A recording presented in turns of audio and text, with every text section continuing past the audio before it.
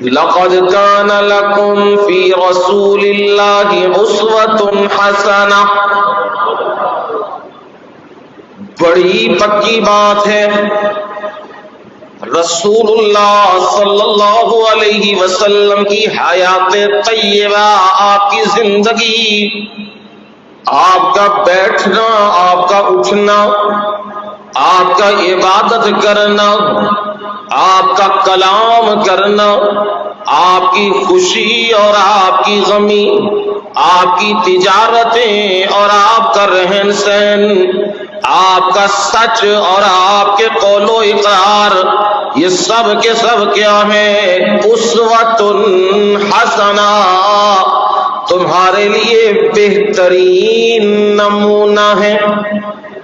اگر بہترین انسان بننا چاہتے ہو تو پھر اپنی زبان کو کنٹرول میں رکھنا ہے، پھر اپنی آنکھوں کو کنٹرول میں رکھنا ہے۔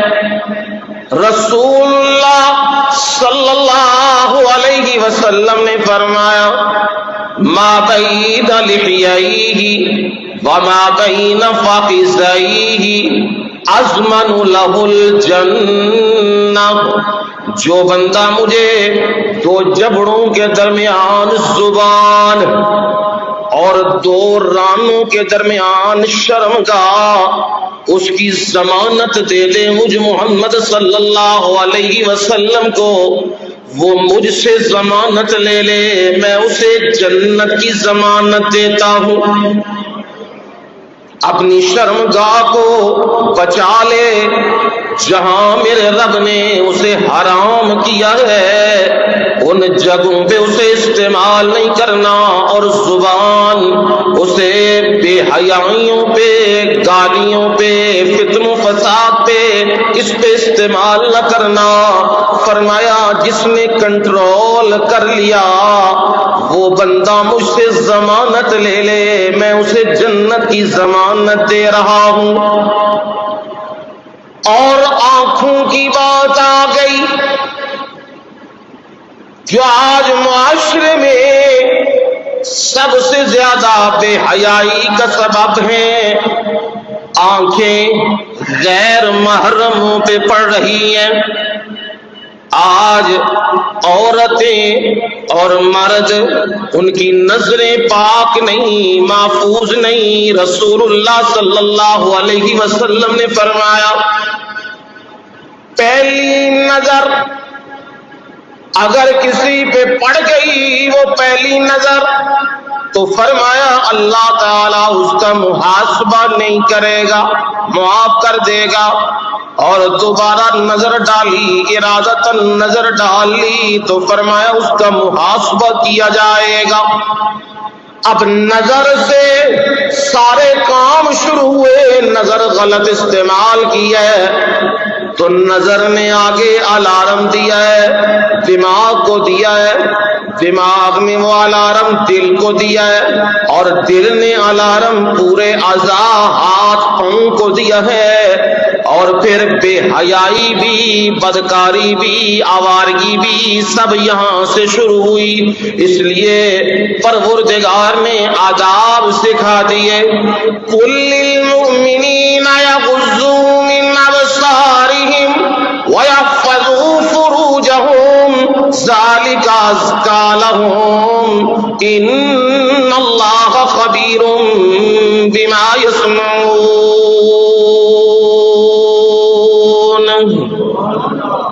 مومنوں کو کہہ دیجئے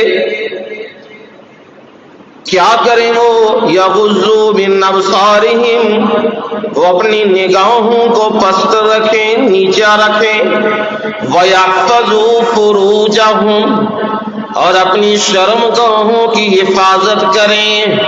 اب دونوں چیزیں آ گئیں، ابتدا بھی آ گئی اور انتہا بھی آ گئی۔ زبان، آنکھیں، اس کی بھی حفاظت اور شرمگاہوں کی بھی حفاظت۔ فرمایا یہ ان کے لیے زیادہ طہارت کے لائق ہے، پاکیزگی کے لائق ہے۔ یہ آداب زندگی سکھا دیے ہیں۔ اب جس ہستی نے یہ آداب بتائے میرے رب نے اس ہستی کے بھی آداب سمجھا دیے ہیں۔ رسول اللہ صلی اللہ علیہ وسلم نے یہ آداب بتلائے ہیں، اب آپ کے بھی تو کچھ آداب ہیں جنہیں ہم نے ملحوظ خاطر رکھنا ہے، اس ہستی کا احترام ہم نے رکھنا ہے۔ یہ نہ ہو اس ہستی کی بد لحاظی بے احترامی ہو جائے اور سب کچھ برباد ہو جائے، یہ بھی نہیں۔ اور سورہ حجرات اس کی بالکل ابتدائیں دیکھیں گے اور وہاں آداب نبوی صلی اللہ علیہ وسلم ذکر فرما دیے، یا ایھا الذین آمنوا لا تقدموا بین یدی اللہ ورسولہ واتقوا اللہ ان اللہ سمیع علیم۔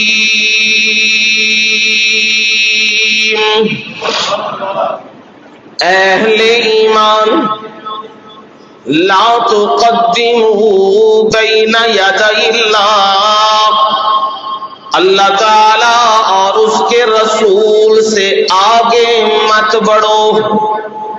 آگے بڑھنے کا مطلب کیا؟ اپنی من مانی اور مرضی نہیں کرنی۔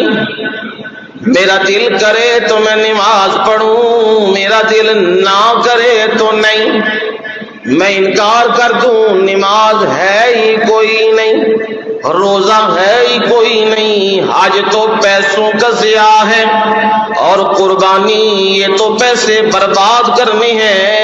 فرمایا یہ کام نہ کرنا، اللہ اور اس کے رسول سے آگے مت بڑھو۔ رسول اللہ صلی اللہ علیہ وسلم نے جو طریقہ اور سلیقہ سکھا دیا ہے عبادتوں کا اور روزمرہ معاملات کا، وہی طریقہ اختیار کرو، اپنی من مانی اور مرضی نہیں۔ میں نے باپ کو خوش کرنا ہے، میں نے چچا کو خوش کرنا ہے، میں نے برادری کو خوش کرنا ہے، میں نے قوم اور قبیلے کو خوش کرنا ہے، نانا خوش کرنا ہے تو اللہ اور اس کے رسول کو۔ باقی ناراض ہوں تب بھی پرواہ نہیں، راضی ہوں تب بھی پرواہ نہیں، پر یاد رکھنا اللہ اور اس کے رسول کی بے ادبی نہ کرنا، احکامات کو رد نہ کرنا، توحید کے مقابلے میں شرک کو نہ اپنانا، سنت کے مقابلے میں بدعات کو نہ اپنانا، یہ حکم دیا اور فرمایا واتقوا اللہ،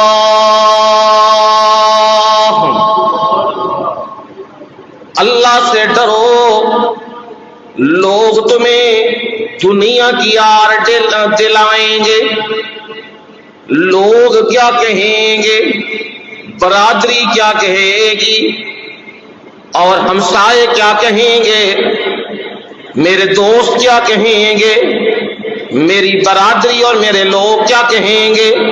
فرمایا لوگ کیا کہیں گے یا نہیں کہیں گے، تمہیں کیا چاہیے؟ واتقوا اللہ، تمہیں یہ ڈر ہونا چاہیے اللہ تعالی قیامت کے دن کیا کہے گا۔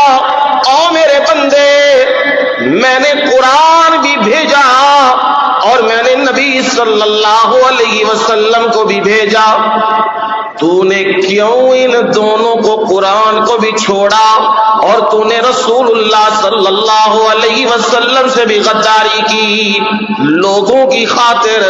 اب بلانا لوگوں کو، وہ تجھے بچا لے، وہ تجھے چھڑا لے، کوئی بھی اس دن کام نہیں آئے گا۔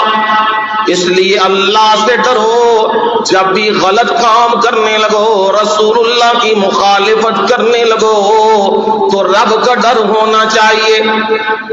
جس ہستی کا رب ڈر بتا رہا ہے، جس ہستی کا ادب بتا رہا ہے، فوراً کہا لا ترفعوا اصواتکم فوق صوت النبی. یاد رکھنا یہ ادب کا مقام ہے. نبی صلی اللہ علیہ وسلم بیٹھے ہوئے ہو، محفل میں موجود ہو اور تم بھی بیٹھے ہو، تو پھر یہ نہ کرنا کہ تمہاری آواز نبی کی آواز سے اونچی ہونے لگ جائے، اوپر ہونے لگ جائے. نانا، نبی کی موجودگی میں اپنی آوازوں کو پست رکھنا ہے، نیچے رکھنا ہے، نہ اپنی آوازوں کو اوپر کرنا ہے. وَلَا تَجْهَرُوا لَهُ بِالْقَوْلِ كَجَهْرِ بَعْضِكُمْ لِبَعْضٍ. اور تمہاری آواز اس طرح بھی بلند نہ ہو، اس طرح بھی اونچی نہ ہو باتوں کے اندر جیسے تم ایک دوسرے کو اونچی آوازوں سے بلاتے ہو، او فلانے آؤ، او فلانے، او میری بات سن، او ادھر آؤ. فرمایا رسول اللہ کا معاملہ آ جائے تو بڑی ہوش کرنا ہے. اور یہاں تو اتنا دھیان رکھنا ہے، باخدا جب خدا کا معاملہ آ جائے، دیوانہ باشد، باخدا دیوانہ باشد، با محمد ہوشیار. جب اللہ کا معاملہ آ جائے وہاں بندہ شکوہ بھی کر لے، وہاں شکایت بھی کر لے، وہاں دل کی کوئی بھڑاس بھی نکال لے، مالک تو ہوا نا، مالک سے بندہ بات کر سکتا ہے، خالق تو ہوا نا، مخلوق بات کر سکتی ہے، اور آقا تو ہوا نا، غلام بات تو کر سکتا ہے. پر دھیان کرنا، با محمد ہوشیار، جہاں میرے محمد کا معاملہ آ جائے وہاں بڑا ہوشیار رہنا ہے.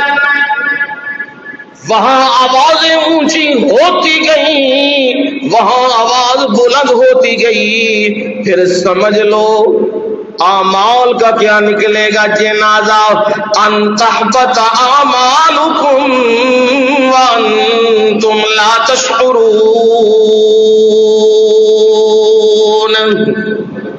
آوازیں اونچی ہوئیں تو پھر اعمال گئے. آج بھی رسول اللہ صلی اللہ علیہ وسلم کے حجرہ مبارک کے باہر جو جالی لگی ہوئی ہے اس کے اوپر آج بھی یہ آیت لکھی ہوئی ہے.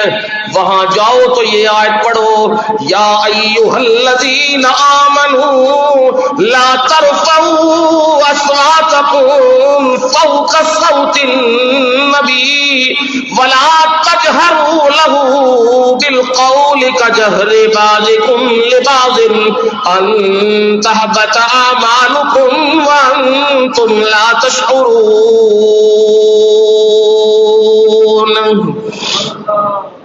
رسول اللہ صلی اللہ علیہ وسلم کے پاس حضرت ابوبکر صدیق رضی اللہ تعالیٰ عنہ اور عمر فاروق رضی اللہ تعالیٰ عنہ بیٹھے ہیں.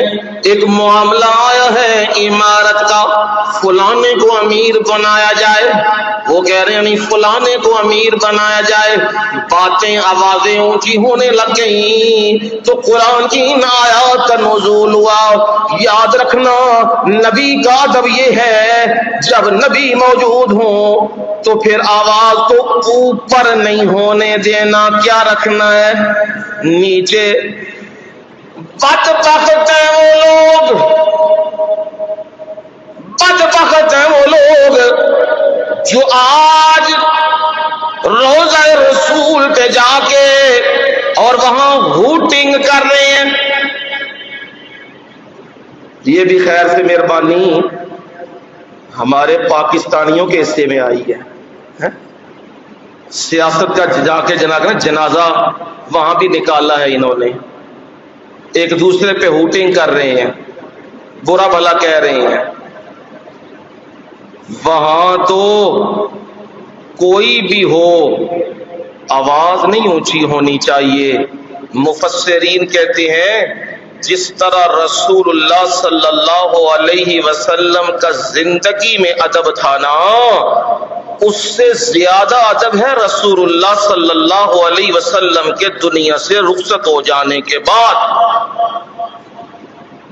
اب وہاں کئی گئے ہوتے ہیں، کئی تو یہ بکواس کر رہے تھے نا، بوٹنگ کر رہے تھے یہ، اور کئی وہاں جا کے او اونچا نعتیں پڑھ رہے ہیں اونچی، اور پتہ نہیں کیا کیا دھندے کر رہے ہیں وہاں پہ۔ نہیں، مکے میں جا کے جو تراویح پڑھتے ہیں یا نمازیں پڑھتے ہیں نا، مکے کے جو لوگ قرآن پڑھنے والے ہیں ان کی آوازوں میں جلال ہوتا ہے، اونچا ہو لہجہ ہو، کھڑکدار لہجہ ہوتا ہے جو مکے میں ہوتے ہیں۔ وہاں اللہ کا گھر ہے، وہاں جلالت ہی جلالت ہے۔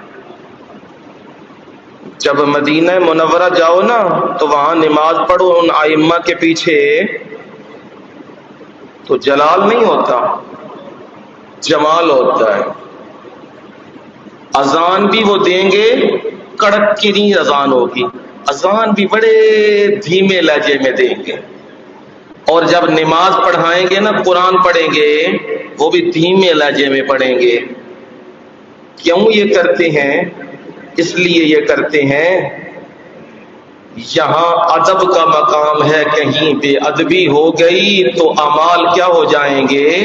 ضائع اور برباد ہو جائیں گے۔ اور ہم وہاں جا کے گپے ہانکیں اور وہاں پتہ نہیں اور کیا کیا کچھ رولے ڈالے۔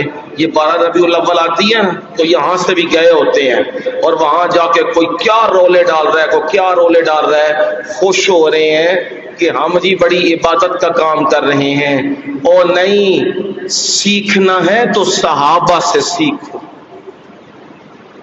صحابہ نبی علیہ الصلوۃ والسلام کے زمانے میں بھی اور بعد میں بھی صحابہ کا یہی حال تھا، بڑی احتیاط تھی اور بڑے آداب تھے رسول اللہ صلی اللہ علیہ وسلم کے۔ یہ اونچی آوازیں اور دعائیاں ڈالنا مسجد میں تو ویسے ہی جائز نہیں ہے، اور جہاں مسجد نبوی ہو وہاں بندہ یہ کام کرنے لگ جائے تو بندہ تو یہی سمجھ رہا ہے میں تو نماز پڑھ رہا ہوں، میں تو درود و سلام پڑھ رہا ہوں، میں فلانا کام کر رہا ہوں۔ وہ سب کچھ ضائع اور برباد ہو رہا ہے، کیونکہ وہاں ادب کا مقام ہے۔ آواز کو کیا رکھنا ہے؟ پست رکھنا ہے، نیچے رکھنا ہے۔